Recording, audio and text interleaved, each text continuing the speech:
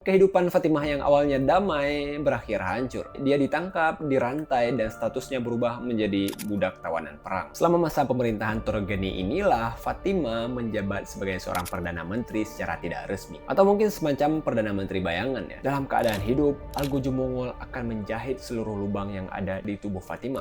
Halo teman-teman semua, aku Haris, selamat datang kembali di channel ini. Terlepas dari apapun konteksnya, kali ini aku pengen banget ngebahas topik ini. Referensinya nggak banyak, tapi coba kita bahas pelan-pelan ya. Pada sekitar abad ke-13, Kekaisaran Mongol pernah sekali hampir menguasai seluruh dunia. Mereka pernah melakukan penaklukan dengan kekuatan militernya untuk menyatukan seluruh dunia di bawah satu panji, yaitu kekuasaan Genghis Khan. Genghis Khan menyatukan suku-suku Mongol dan kemudian memimpin serangkaian kekuatan militer besar untuk menaklukkan sebagian besar wilayah daratan dari Asia hingga pinggir Eropa. Mereka meratakan kota-kota dan menumpuk jenazah sebagai monumen kemenangan. Agak bengis ya kedengarannya si Genghis Khan ini. Tidak ada satupun pasukan atau raja di dunia yang bisa menghentikan mereka untuk memperluaskan wilayah kekuasaannya. Kekuatan fisik dan militer yang mereka miliki pada saat itu adalah kekuatan yang paling kuat di dunia. Nah, akan tetapi pada masa itu ada satu anomali sejarah yang sangat jarang diperbincangkan. Seseorang yang nyaris saja menghancurkan Mongol dari dalam. Bukan satu negara, bukan satu kelompok, tapi cuma satu orang. Dia bukan jenderal perang, dan dia juga bukan seorang raja. Dia cuma seorang wanita tawanan perang yang telah kehilangan segalanya, telah kehilangan segala hal dalam hidupnya. Keluarganya, rumahnya, bahkan tanah kelahirannya telah direbut darinya. Dalam sejarah, dia dikenal dengan nama Fatimah. Fatimah dari Tus. Tus itu merupakan nama dari sebuah kota kuno yang adanya di wilayah timur laut Iran, yang kalau sekarang mungkin kira-kira posisinya di provinsi Razavi Khorasan. Siapa sebenarnya Fatimah ini? Bagaimana dia yang dari seorang budak biasa berhasil mengendalikan Mongol dari dalam, dari bayang-bayang? Bagaimana kisah akhir dari hidupnya? Mari kita bahas.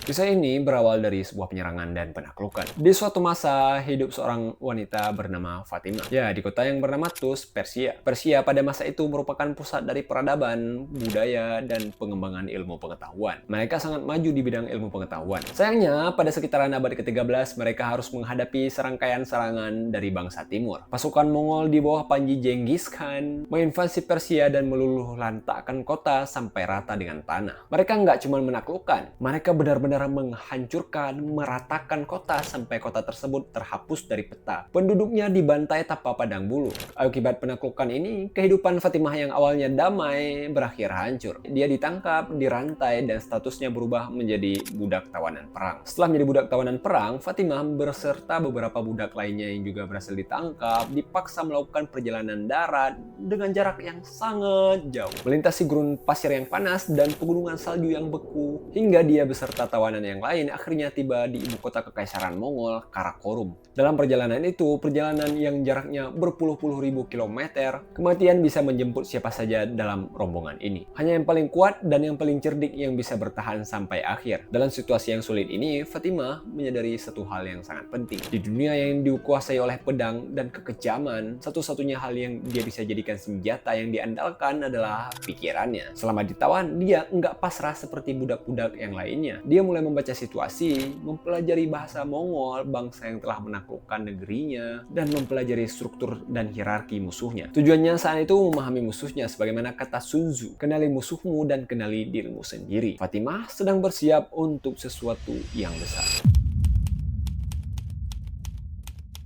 Setibanya rombongan Fatimah di Karakorum, kecerdasan dan wawasan Fatimah segera membuatnya terlihat menonjol di antara tawanan-tawanan budak yang lainnya. Kemampuan administrasi, literasi, dan karismanya yang tajam menarik perhatian salah satu sosok yang sangat penting yang ada di Karakorum pada saat itu, yaitu Torogoni Khatun, istri dari Ogedei Khan. Yang Ogedei Khan ini akan menjadi penerus dari Genghis Khan sebagai penguasa agung, pemimpin tertinggi dari bangsa Mongol. Fatimah dengan ketajaman berpikirnya dan kecerdikannya langsung bisa membangun kedekatan dengan Torogoni Khatun, istri dari Ogedei Khan. Bukan cuma sebagai seorang pelayan, Fatimah berhasil mendapatkan posisi sebagai seorang penasehat, penyusun strategi, bahkan tangan kanan dari Torogoni Khatun. Track perjalanan karir Fatimah ini memang gacor banget sampai sini. Puncak kejayaan karir Fatimah ini terjadi pada suatu peristiwa ketika sang penguasa agung pada saat itu, Ogedei Khan, yang meninggal pada tahun 1241. Tahta kekuasaan mengalami kekosongan dan pada saat itu tidak bisa dilakukan pemilihan dari penguasa agung yang baru. Pemilihan harus dilakukan dilakukan melalui Kurultai, Dewan Musyawarah Agung para panglima dan pangeran. Pada saat itu, wilayah kekuasaan Mongol sudah sangat luas. Saudara-saudara dari Ogedei Khan, penguasa agung yang baru saja meninggal, lokasinya sangat jauh dari Mongolia ke daerah pinggiran. Mereka berada di garis depan dan butuh waktu bertahun-tahun untuk kembali pulang dan menghadiri Kurultai. Dalam periode 5 tahun kekosongan ini, Toregane Khatun memanfaatkan kesempatan ini untuk menduduki tahta sebagai wali penguasa atau region kekaisaran Mongol. Selama masa pemerintahan Toregane inilah Fatimah menjabat sebagai seorang perdana menteri secara tidak resmi, atau mungkin semacam perdana menteri bayangan ya, dari balik-balik bayangan gitu. Dia menjadi otak yang sebenarnya yang memegang kendali atas tahta. Kalau ditanya seberapa penting sih posisi Fatimah pada saat itu, di Mongol pada saat itu tidak ada satu orang pun yang bisa menemui sang ratu, meminta persetujuan militer, atau mengambil keputusan negara tanpa melalui Fatimah terlebih dahulu. Walau dia seorang jenderal ataupun penakluk seluruh dunia sekalipun, sang budak tawanan perang sekarang bertindak sebagai seorang majikan. Fatimah tahu betul bagaimana cara menyingkirkan lawan politiknya tanpa dia harus menghunuskan pedang. Melalui Toregane Khatun, dia mulai menyingkirkan para elit-elit yang berada di Mongol yang kira-kira berseberangan dengannya. Contohnya seperti Menteri Veteran Changai dan Administrator Agung Mahmud Yalat yang dipaksa menyingkir dan melarikan diri ke pengasingan karena teror politik yang diciptakan oleh Fatimah. Fatimah juga memonopoli informasi, menyaring siapa saja yang bisa menemui Toregane Khatun sang ratu, memastikan seluruh kebijakan yang dilakukan di negeri ini sesuai dengan persetujuannya. Di masa ini Fatimah merupakan wanita paling berkuasa di tanah Mongol yang sangat luas.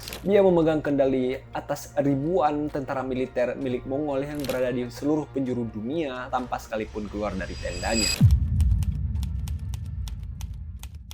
Meskipun demikian, setiap kekuasaan yang didapatkan melalui jalur manipulasi tidak akan bertahan lama. Pada tahun 1246, setelah 5 tahun kekaisaran Mongol berada di bawah kendali Toregane Khatun dan Fatimah Daritus, elit Mongol akhirnya sepakat untuk mengangkat Guyuk Khan, putra kandung dari Toregane Khatun, sang ratu yang sekarang, sebagai penguasa agung yang baru. Dengan naik tahtanya Guyuk sebagai penguasa agung, maka titik balik dari kehidupan dan karir Fatimah dimulai. Guyuk Khan, walaupun anaknya Toregane Khatun, dia sangat membenci dominasi ibunya dalam politik. Dia juga punya dendam pribadi untuk Fatimah, dendam kesumat. Dia menganggap kalau Fatimah telah merusak tradisi murni kekaisaran Mongol. Beberapa waktu kemudian, setelah Guyuk Khan menjabat sebagai penguasa agung, Toregane Khatun tiba-tiba meninggal dengan kondisi yang sangat mencurigakan. Banyak sejarawan yang yakin kalau sebenarnya Toregane Khatun itu diracun atau dibunuh secara diam-diam. Dengan kepergian Toregane Khatun, maka hilanglah satu-satunya tameng politik yang selama ini melindungi Fatimah. Selanjutnya, Guyuk berniat untuk menyingkirkan Fatimah, tapi dia tidak bisa melakukannya secara tiba-tiba begitu saja. Alasannya karena Fatimah itu merupakan seorang penasehat negara yang posisinya terlibat dengan berbagai lapisan birokrasi negara. Dia nggak bisa membunuh Fatimah hanya cuman karena alasan pribadinya, karena dia nggak suka sama Fatimah. Guyuk perlu membuat sebuah rencana, sebuah skenario untuk mengkudeta Fatimah yang rapi. Pada suatu ketika, momen itu akhirnya tiba ketika saudara dari Guyuk Khan, yaitu Pangeran Koden yang juga anak dari Toregane Khatun, jatuh sakit secara tiba-tiba dan dia berada di ambang kematian. Pada masa itu, masyarakat Mongol masih memegang kuat-kuat kepercayaan terhadap takayul dan shamanisme alias perdukunan. Guyuk berencana membuat Pangeran Koden, saudaranya, bersaksi sebelum kematiannya kalau sebenarnya penyakit yang dideritanya ini berasal dari kutukan atau sihir hitam yang dikirimkan oleh Fatimah padanya. Di mata hukum Mongol, sihir adalah pengkhianatan tertinggi yang tidak akan pernah bisa diampuni. Tanpa perlu diperdebatkan, tuduhan terhadap Fatimah ini langsung menjadi konspirasi yang melegalkan penangkapannya secara mutlak.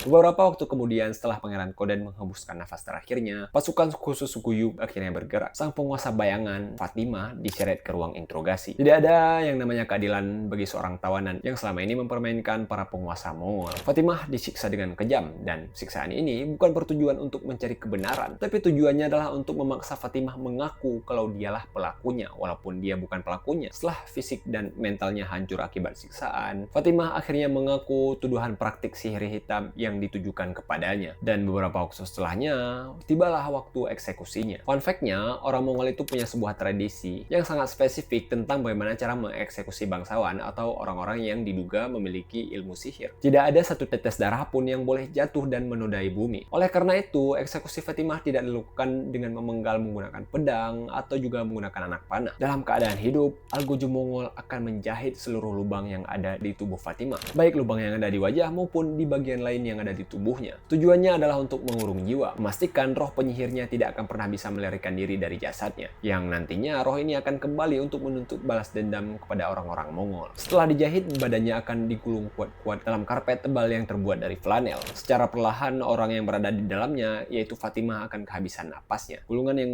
berisi tubuh Fatimah ini akan dibawa ke sebuah sungai yang mengalir dengan deras dan sangat dingin. Tanpa sorakan, tanpa ada perayaan, secara diam-diam gulungan itu akan dihanyutkan, dijatuhkan ke dalam sungai. Eksekusi brutal dan senyap seolah menghapus seluruh eksistensi dari Fatimah itu sendiri.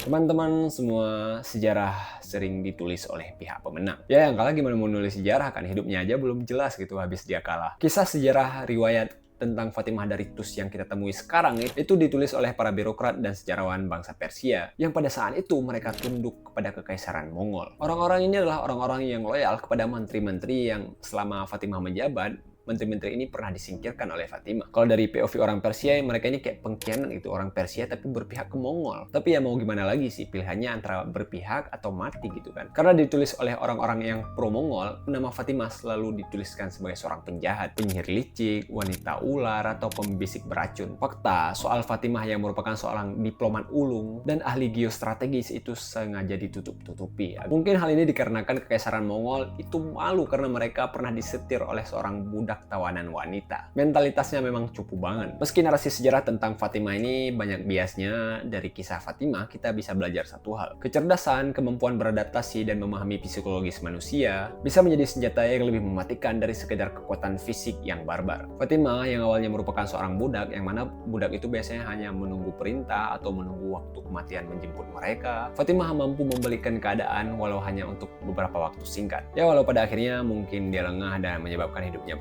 berakhir dengan tragis. Oke, sekian video kali ini. Terima kasih buat semua yang udah nonton sampai akhir. Orang bijak selalu meninggalkan like dan subscribe. I'll see you next time.